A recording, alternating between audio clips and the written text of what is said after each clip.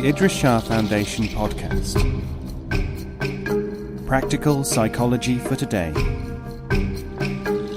Featuring the works of Idries Shah, voiced by David Alt.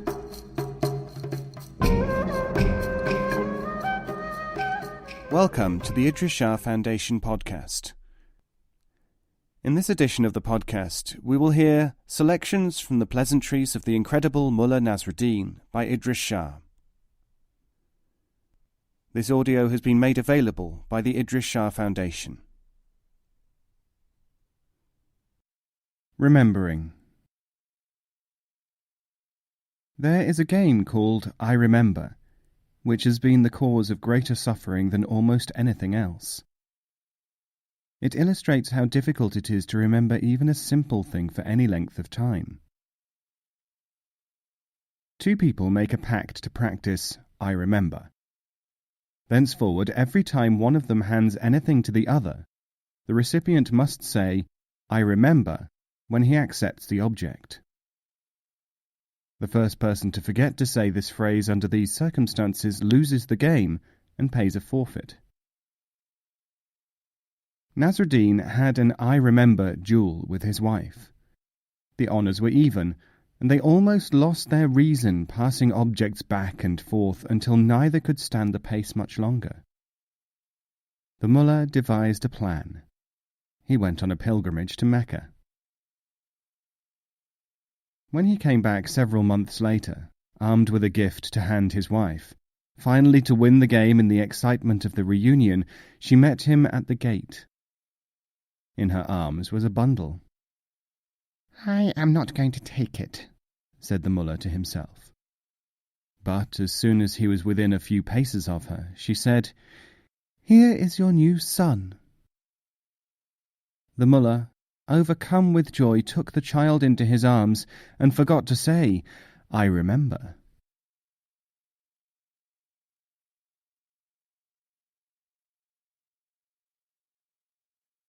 Refutation of the Philosophers. A number of philosophers had banded themselves together and were travelling from one country to another, engaging local sages in learned disputation. When they arrived in Nasrudin's town, the local governor sent for the mullah to confront them, for all the intellectuals whom he had produced were regularly routed by these strangers. Mulla Nasrudin presented himself. You had better first speak to those who have faced the philosophers, the governor told him, so that you can get some idea of their methods. Not at all, said the mullah. The less I know about their methods of thought, the better, for I do not think like them, nor will I become imprisoned by their artificialities. The contest was staged in a large hall, before an enormous gathering from far and near. The first philosopher stepped forward to start the disputation. What, he asked the mullah, is the centre of the earth? The mullah pointed with his pen. The exact centre of the earth is the centre of the spot upon which my donkey yonder has his foot. How can you prove it? On the contrary, you disprove it. Get a measuring tape. The second philosopher asked, How many stars are there in the sky? Nasrudin immediately replied, Exactly the same number as there are hairs in the coat of my donkey. Anyone who disbelieves this is at liberty to count both. The third philosopher said, How many avenues of human perception are there? Not at all difficult, said Nasrudin. There are exactly as many as there are hairs in your beard, and I will demonstrate them if you like, one by one, as I pluck those hairs for you. They are also, he continued, equal to the number of hairs in the tail of my donkey. The philosophers consulted together, realized that their theoretical speculations were incapable of logical or quantitative proof. With one accord, they enrolled themselves as disciples of Nasrudin.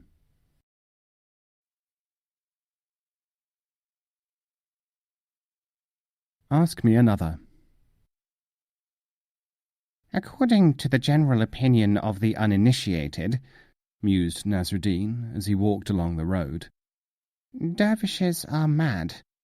According to the sages, however, they are the true masters of the world. I would like to test one and myself to make sure. Then he saw a tall figure, robed like an Akaldan dervish, reputed to be exceptionally enlightened men, coming towards him. Friend, said the mullah, I want to perform an experiment to test your powers of psychic penetration and also my sanity. Proceed, said the Akaldan. Nasrudin made a sudden sweeping motion with his arm, then clenched his fist. What have I in my hand? A horse, chariot, and driver, said the Akaldan immediately. That's no real test. Nasrudin was petulant. Because you saw me pick them up.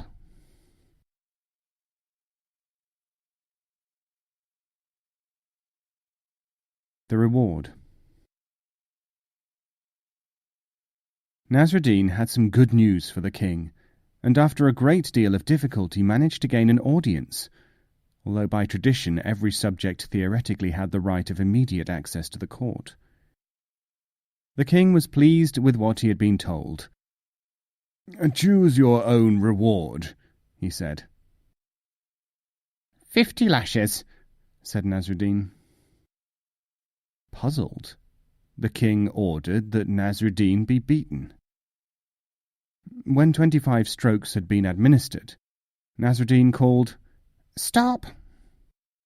"Now," he said, "bring in my partner and give him the other half of the reward. The Chamberlain, your Majesty, would not allow me to see you unless I would swear to give him exactly half of anything that I got as a result of my good news." The high cost of learning. Nasrudin decided that he could benefit by learning something new. He went to see a master musician. "How much do you charge to teach lute playing?" 3 silver pieces for the first month. After that, 1 silver piece a month." "Excellent," said Nasrudin. "I shall begin with the second month."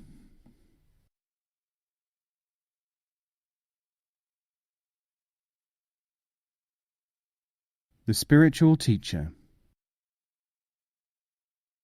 A wizened sage, from beyond Asashak, a far-off eastern land, had arrived in the village. His philosophical expositions were so abstruse and yet so tantalizing that the usual company in the tea-house soon became convinced that he could perhaps unveil for them the mysteries of life.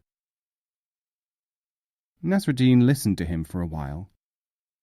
"You know," he said, "I have had experiences something like yours on your travels. I, too, have been a wandering teacher." "Tell me something about it, if you must," said the elder, somewhat ruffled at the interruption. "Oh, yes, I must," said the mullah. He continued. "For instance, there was the trip which I took through Kurdistan. I was welcomed everywhere I went. I stayed at one monastery after another, where the dervishes listened eagerly to me. I was given free lodging at caravanserais, free food at tea-houses. Everywhere the people were impressed by me." The ancient monk was becoming impatient at all this personal publicity. "Did nobody ever oppose anything you said at any time?" he asked querulously. "Oh, yes," said Nasrudin. "Once I was beaten up and put in the stocks, then driven out of a town." "Why was that?" "Well, you see, the people there happened to understand Turkish, the language I was doing my teaching in." "What about the people who had welcomed you?" "Oh, they were Kurds. They have a language of their own. I was safe so long as I was with them." Hot soup, cold hands.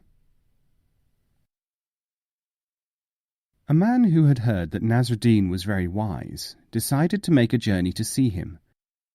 I can learn something from such a sage as this, he thought, and there must be method in his madness, if one can only find the constant factor which must run through it. I have, after all, studied long and visited many metaphysical schools. This will enable me to judge and to learn where others have failed. Accordingly, he undertook the long and tiresome journey to Nasrudin's tiny house, perched on a mountain ledge. Looking in through the window, he saw Nasrudin huddled beside a feeble fire, blowing into his cupped hands. As soon as he was admitted, he asked the mullah what he had been doing. Warming my hands with my breath, Nasrudin told him. After that, neither party started any conversation, and the seeker wondered whether Nasrudin would vouchsafe any of his wisdom after all. Presently Nasrudin's wife brought 2 bowls of broth. Nasrudin immediately started blowing upon the surface of the broth.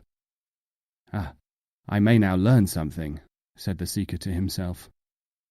Aloud he said, What are you doing, teacher? Blowing on my broth to cool it with my breath, said the mullah. The man is undoubtedly a fraud and probably a liar, said the visitor inwardly. First he blows for hot, and then he blows for cold. How can I believe anything he may say to me? And he went away. The time has not been wasted, he told himself, as he made his way back along the mountain road. For at least I have established that Nasrudin is no teacher.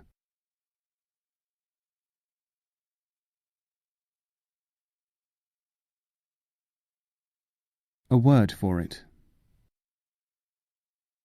Hearing that a man wanted to learn the Kurdish language, Nasrudin offered to teach him. Nasrudin's own knowledge of Kurdish was limited to a few words. We shall start with the word for hot soup, said the mullah. In Kurdish, this is ash. I don't quite understand, mullah. How would you say cold soup? You never say cold soup.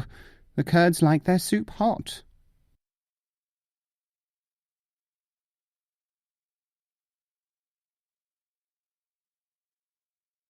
Science. A scientist and a logician met Nasrudin and wrangled with him as they walked along a road. Nasrudin was hard-pressed. The scientist said, I cannot accept anything as existing unless I carry out a test or unless I see it with my own eyes. The logician said, I cannot attempt anything unless I have worked it out in theory beforehand. Suddenly, Nasrudin knelt down and started to pour something into a lake beside the road. What are you doing?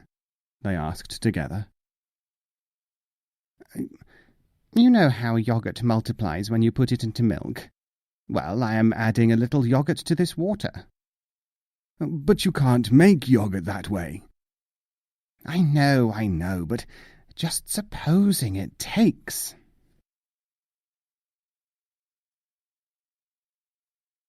A question is an answer. Why do you always answer a question with another question, mullah? Do I? Aren't we all? Nasrudin was trotting his donkey in all directions one day. Someone asked him, Where are you going, Nasrudin? He said, I am looking for my donkey. The value of truth. If you want truth, Nasrudin told a group of seekers who had come to hear his teachings, you will have to pay for it. But why should you have to pay for something like truth? Asked one of the company. Have you not noticed, said Nasrudin, that it is the scarcity of a thing which determines its value?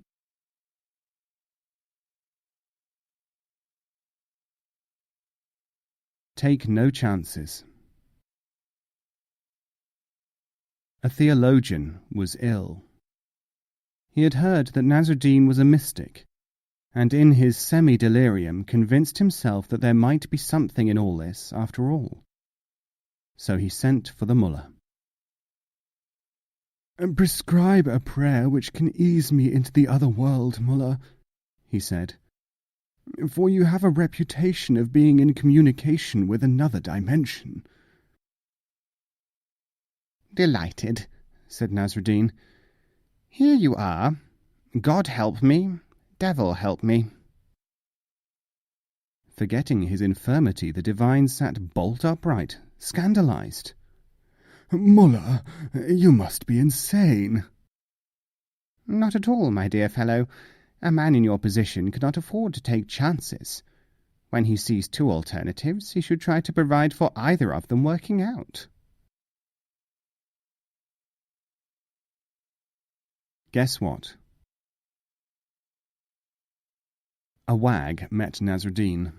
In his pocket he had an egg. "Tell me, mullah, are you any good at guessing games?" "Not bad," said Nasrudin. "Very well, then. Tell me what I have in my pocket." "Give me a clue, then."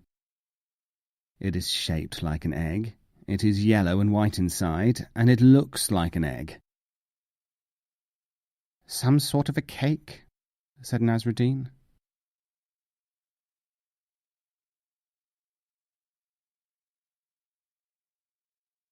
The Merchant. A rich merchant spent some days in the village of Nasrudin. Although he was miserly, people were respectful towards him. Nasrudin asked someone, "Why do you salute him every time he passes? You never get a tip from him." "You don't understand. He's a merchant. That is something, isn't it? Besides, we feel he might give us something one day."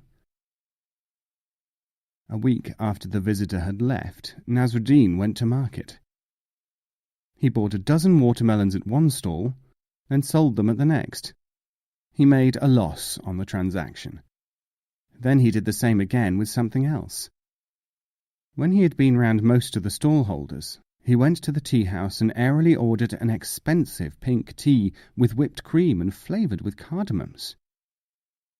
Presently the tea-house began to fill with people, anxious to know what had happened to Nasrudin. Someone asked him, "Mullah, why do you buy things and sell them again regardless of price?" "How dare you ask me questions?" roared the mullah. "I am a merchant. That is something, isn't it? And I might give you something one day."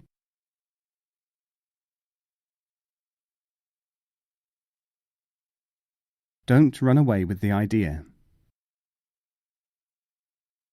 Nasrudin was sedately riding his donkey along the road when it suddenly reared and he fell off. A group of small boys playing surrounded him and almost split their sides with laughter. When they had wiped the tears from their eyes, Nasrudin sat up and adjusted his turban with unruffled dignity. "And what do you think you are laughing at?" "Mullah," they said, chortling at the memory. "It was a wonderful sight. We were laughing at you falling off your donkey." "You have not taken into consideration," said Nasrudin, "the possibility that I might have had a reason for falling."